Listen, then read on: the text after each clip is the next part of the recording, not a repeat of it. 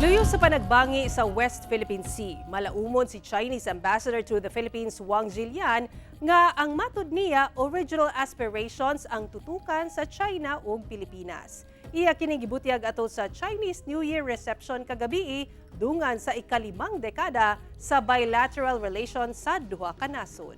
Ani report.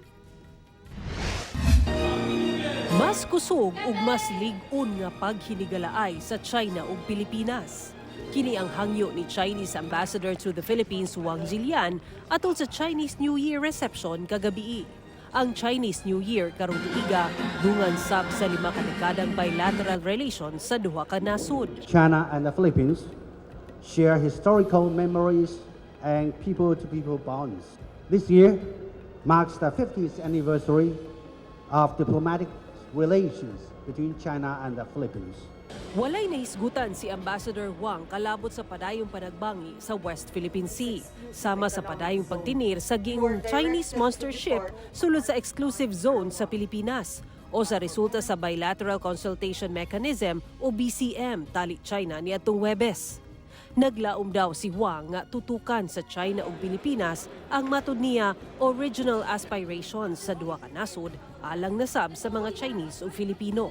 And I look forward to seeing both sides remain committed to the original aspiration, answer to the core of our two people, and work together to promote the bilateral ties so as to bring even greater benefits to the 1.5 billion people of our two countries together.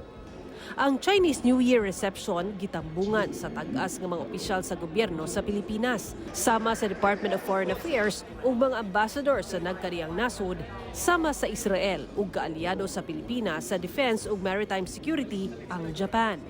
Mitambong sab sa Chinese New Year reception ang pipila ka opisyal sa GMA Network sa pagpanguna ni Senior Vice President and Head of GMA Integrated News, Regional TV and Synergy, Oliver Victor B. Amoroso.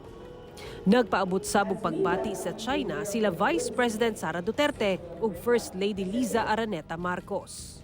The strong bilateral relations between our countries has expanded through decades, and they truly reflect the long-standing friendship and cooperation between our peoples.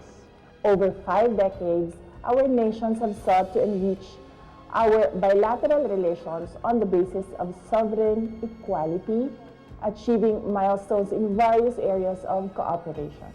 May this Lunar New Year bring blessings of health, abundance, and peace. Mabuhay, Xinyan Kuaile, Gong Xi Fa Kai. Sara Hilomen Velasco, One Mindanao.